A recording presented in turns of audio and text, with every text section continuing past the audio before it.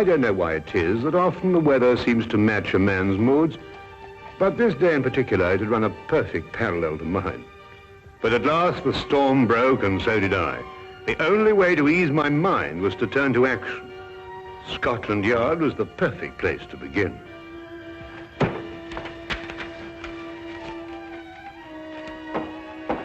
Inspector Lestrade, Wilkins, I must see him right away. I'm very sorry, Doctor. Inspector Lestrade's very busy. Will you tell him I'm here? I must see him. I'm very sorry, Doctor, but when Inspector Lestrade's in conference... Oh! You know, Dr. Watson. Ah, Dr. Watson, I'm very pleased to see you. Just having a cup of tea. Lestrade, something's happened to Holmes. He's disappeared. He's vanished. I haven't seen him for 2 days. Well, calm yourself, Dr. Watson. Calm yourself. Tell you he's disappeared. He may have been kidnapped for all I know. Oh, kidnapped, eh? Or worse. Now, look here, Dr. Watson. Just because you haven't seen him for a couple of days doesn't necessarily mean to say that he's been No, kidnapped. right. Well, if you want any proof, you can have it. There's no time. Dr. Come with me. It is positively infuriating to know that something is wrong and to find a man whom you can't convince. I don't mind saying that there are times when I find myself hard put to keep my patience with Inspector Lestrade. What more evidence do you need? What man going under his own volition would leave his razor behind? Oh, he probably has another one. No, he hasn't. Come on, I'll show you something else. Look, his violin out of its case. Well, what's that got to do with it? But he'd never leave his violin like that if he thought he'd be gone long. Treats it like a baby. And these concert tickets, we meant to have gone last night. Look here, Lestrade, I've been a friend of Holmes's too long not to realize the brutal truth behind all this. Well, the evidence certainly does seem to point us... Now look, we've got to track him down as he tracked down somebody else. Do you mean use his own methods of deduction? Exactly. Now, the odds are that he's disappeared on some case. So the best thing we can do is to go through his correspondence and see who might have employed him. Oh, look at this. Bills, advertisements, bills. It'd have to be at the end of everything, wouldn't it? Now, what have we here? Chap wants Holmes to investigate his neighbor. He says a lot of people go into the house and nobody ever comes out. What do you make of that? Well, Now, look, you see that's a left-handed writer, and by the feel of the paper, I'd say he was in pretty good circumstances. Yes, well... Well, attention to details. That's the secret of Holmes' success. You see, we already know something about the writer before we meet him. Yes, there's only one thing, though. Sherlock Holmes' disappearance had nothing to do with him. Oh, why? This letter's dated 2 years ago. What? Yes, so it is. Well, where else would he keep his correspondence? Oh, anywhere on the chandelier, if it wasn't too much effort to get up there. Well, let's have a look around. Well, going through Holmes' things would take a month. No, we'd best get another approach. Well, have you any ideas? Wait.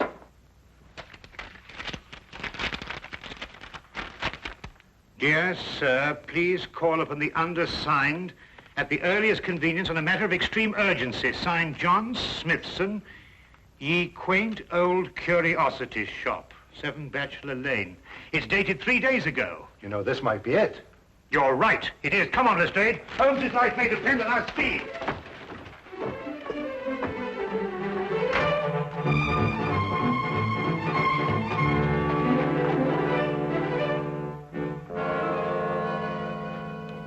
Sinister-looking place. Well, it looks just like any other old curiosity shop to me. You think so? Then why was this Smithson so keen to get Holmes here, eh? Yes, interesting. What do you mean all this stuff in the window? I mean the stuff that isn't in the window. Look, I don't understand you, Dr. Watson. What do you mean? Well, it's perfectly obvious, isn't it? No. Oh, isn't it? Well, we won't get anywhere standing here. Come on. Wait a minute, Dr. Watson. I still don't know what you mean by all this stuff that isn't in the window. Come along, Lestrade.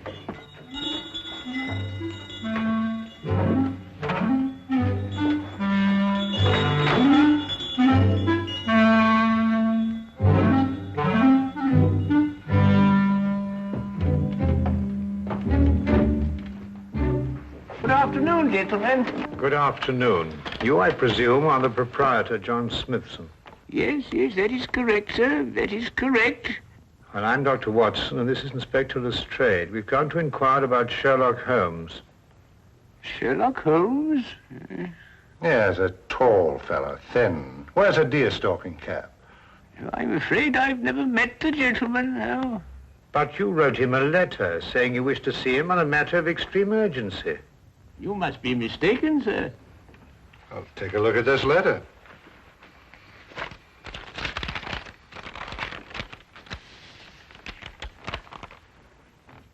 Is that your handwriting? Oh, it isn't anything like my handwriting. Here, I'll show you what my handwriting is like.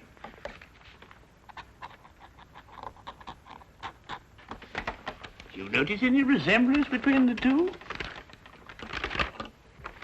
Well, no.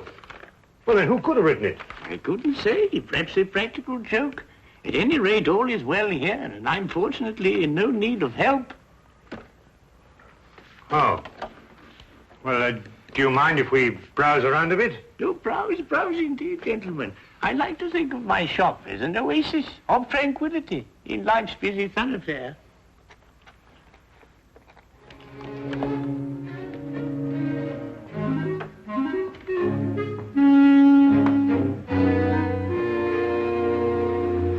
What are you doing?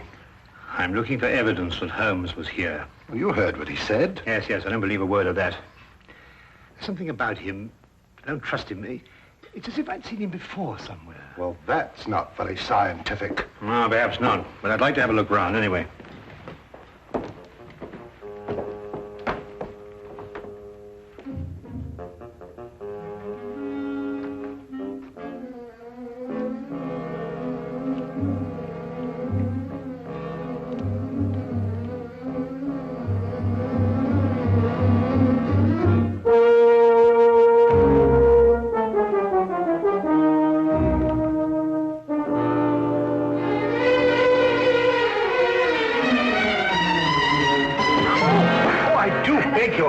Quite all right. Oh, how clumsy of me. No, not at all. Not It was at all all. my fault. I wasn't looking where I was going. Of course. Thank please. you. Not at all. Excuse me. Oh, charming. Charming. Yes, all right, to business.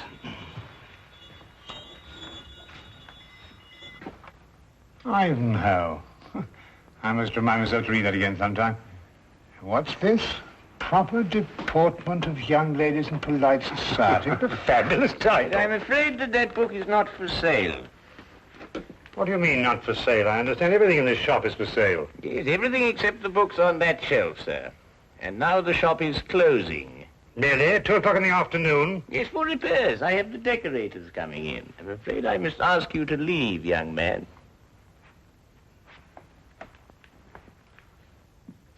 Cunning old rascal. Do you see how he tried to get rid of us, Lestrade? Oh, perhaps he has got some repairs to be done. Ah, nonsense. I insist on buying that book.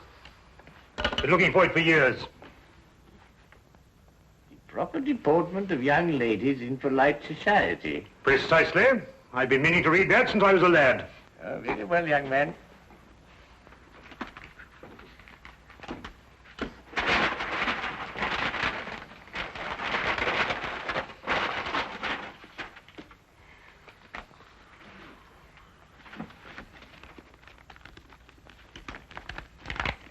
£1, please. Thank you. Thank you. Go on, Lestrade.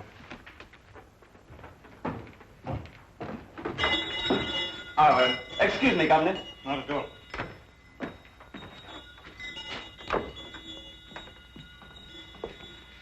There's something about that Smithson I don't like.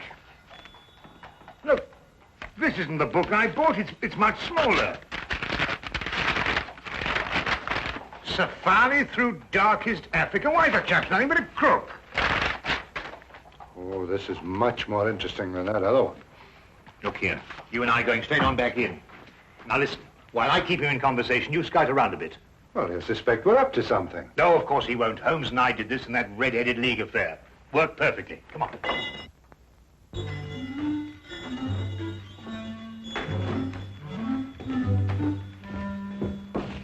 You've sold me the wrong book. My dear sir, Deliberately, if you ask me. Did I assure you, Safari through... This is the book I wanted. No, that's not for sale. That happens to be a first edition, of which there are only 3 copies in existence. Proper deportment of young ladies in polite society. Now, that's the book I bought, and that's the book I... Dr. Watson. Holmes's clothes. I found them in an old pilot's chest. Oh, good Lord.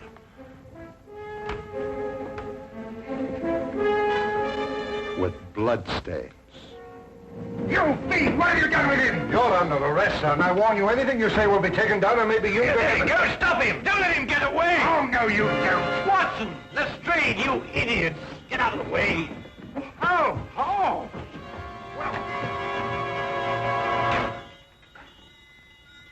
He's gone with the message. Who's gone with what message? An escaped convict with the message that woman left for him in the book. And it won't be easy to find him now that you two gentlemen have completely ruined my beautifully laid little trap. Naturally, I left my razor at home. I hardly needed it here, did I? The bloodstains, Holmes. Red ink, Lestrade. I've been helping old Smithson make up his ledgers.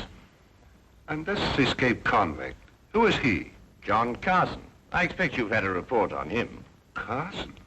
Why, he got a life sentence for killing a man with a cleaver. That's him. He was using this shop as a message center, planting and picking up messages here from that book that you were so intent on buying. Oh, yeah. Proper deportment for young ladies in polite society.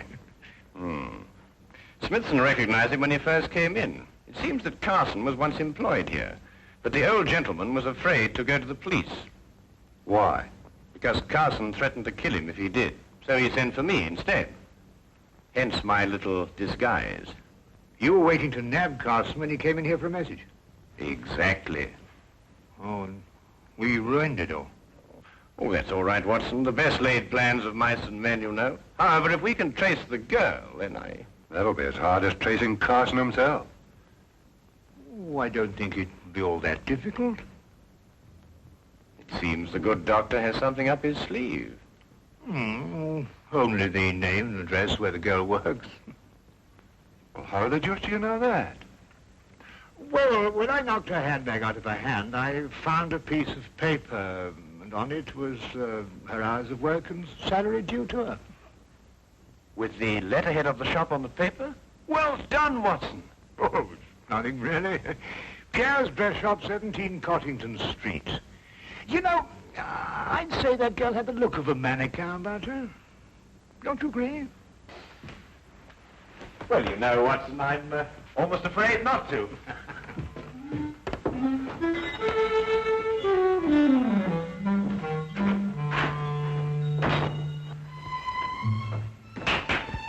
And now, mesdames and messieurs, you will see the supreme creation of Pierre with me, myself.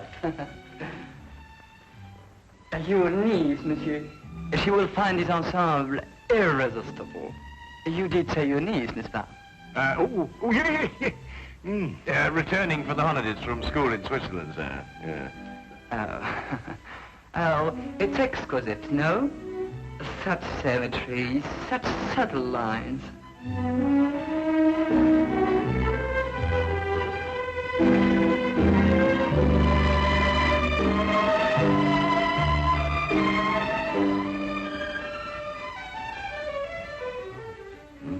That's the girl we're looking for.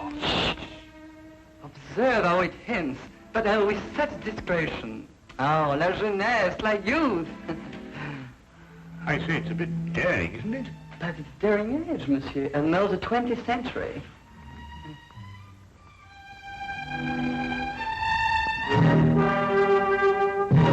I wonder, sir, if I might have a word with the young lady in private. But... Officially, Monsieur, I'm Inspector Lestrade of Scotland Yard.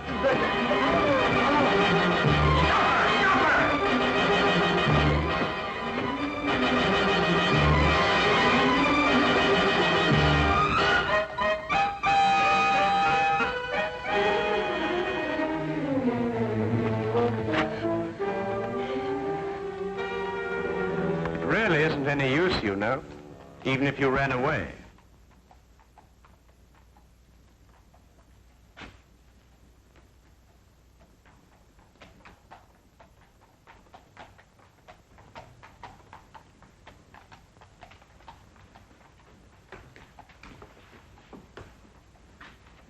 Well, I do not understand. Never before has one of my girl acted so.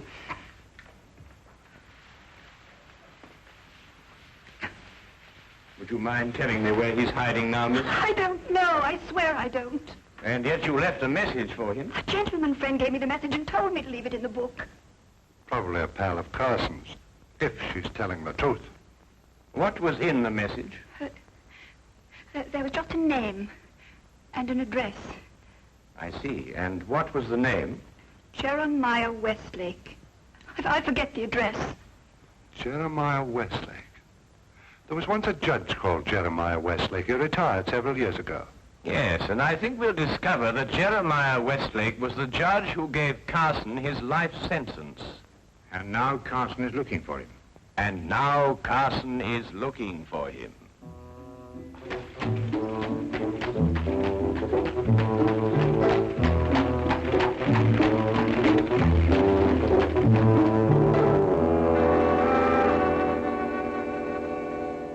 Mr. Holmes, Dr. Watson, and Inspector Lestrade.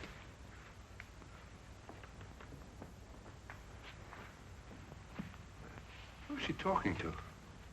Well, what do you want? Court's now in session. State your case. Speak up, Mr. Holmes. Or has the cat got your tongue? Judge Westlake, I presume? Former Judge Westlake? Did Sherlock Holmes ever hear of him, Mirabelle? No. You're confusing him with the other Sherlock Holmes, the famous pastry chef. Oh, I never eat pastry. Disagrees with me. Of course, there's still another Sherlock Holmes, a third one, the famous detective. Oh, that one. Well, young man, say your piece. Court adjourns in exactly 1 minute. 10 years ago, you sentenced a man called John Carson to a term of life imprisonment for murder. Carson? G'day, Mirabelle. That'd be the Butcher Cleaver case. Murdered a man with it.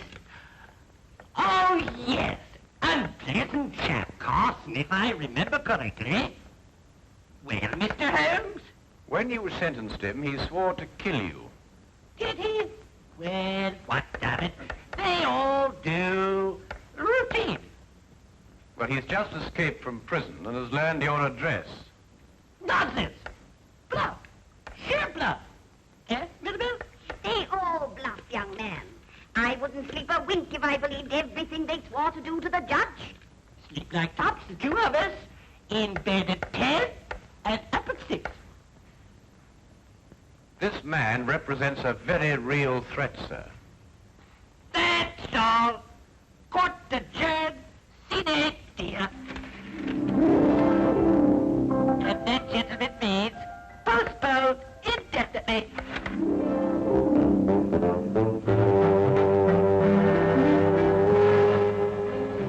Do forgive us our little whimsy, gentlemen. How do you know? They're our children, really. We have no others, you see. It's a delightful hobby, Mrs. Westlake. About this man Carson, sir. With your permission, I'd like to place a guard in the house. Until we apprehend him, of course. Oh, dear me, no. Trampling heaven knows what all over the place.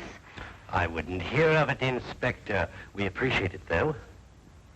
Speaking as a medical man, sir, knowing this murderer's mentality, I must advise you to... Sorry, Doctor, but we can't give in to idle threats. Why, we wouldn't have any law if we did. Won't you gentlemen join us for tea? Thank you, Mrs. Westlake, but perhaps another time. No, you mustn't take these things so seriously. Good day, Mrs. Westlake, and thank you. Good day, Mr. Holmes. Do come again sometime. You must see our Punch and Judy. With pleasure. All the same, sir, I'm going to station my men outside the house. Well, all right, but tell them not to step on my petunias.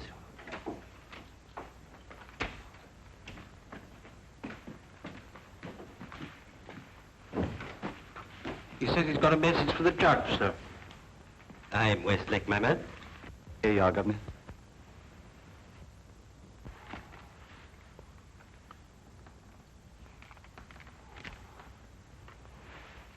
Dear Judge, I'm one of your old court attendants. I'm on me deathbed and I've got to make out me will for me little granddaughter. Will you come and help me and oblige? John Casket, 67 Clifton Road. Ever have a court attendant called John Casket, sir? Well, it's hard to say. I've had so many court attendants. Who gave you this note? Bloke on the street, sir. But he said to tell the judge he was in bed dying. What do you look like? How about bizarre, sir? Thin face, seedy looking, if you know what I mean. That's Carson, all right. What's he pay you? A couple of bob, sir. Oh, there you are, sir. Just the sort of thing to send you off on an errand of mercy to your death. Dear me, I never cease to marvel at the duplicity of human nature. Can I get the 2 bob, sir?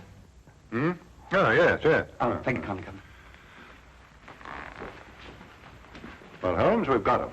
67 Clifton Road. Yes, Wilkins. Yes, sir. Get the men together. We're going to Clifton Road. Not so fast, Lestrade.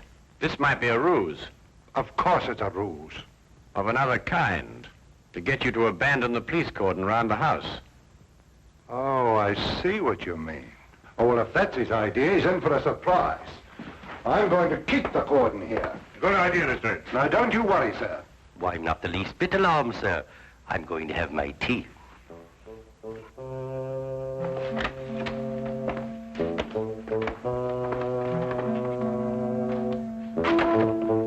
Don't budge from here. If you let anyone in this house, I'll have your skin. Yes, sir. Come on.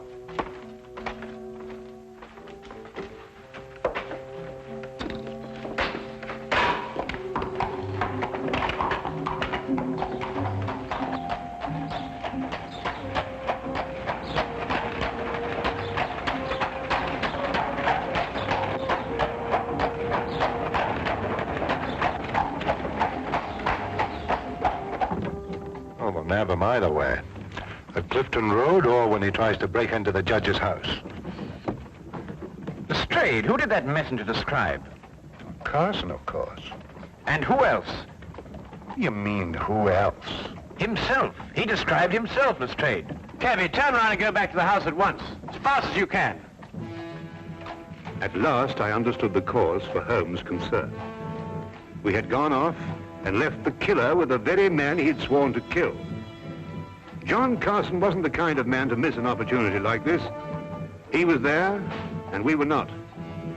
There was nothing left for us to do but hope, and every passing second was against us.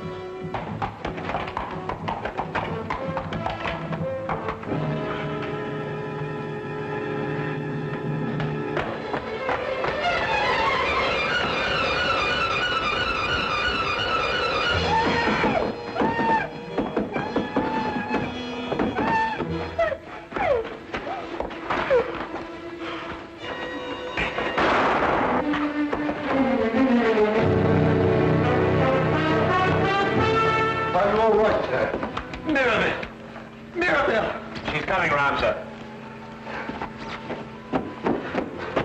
The maid's all right. Mrs. Westlake. No, not too serious. Only suffering from shock. It's all right, dear. It's all over now. Jeremiah. Jeremiah, are you all right? Yes, dear. Oh, that terrible man. Oh, dear. Our poor children. I don't think they're damaged, dear. Sometimes I forget they're not real.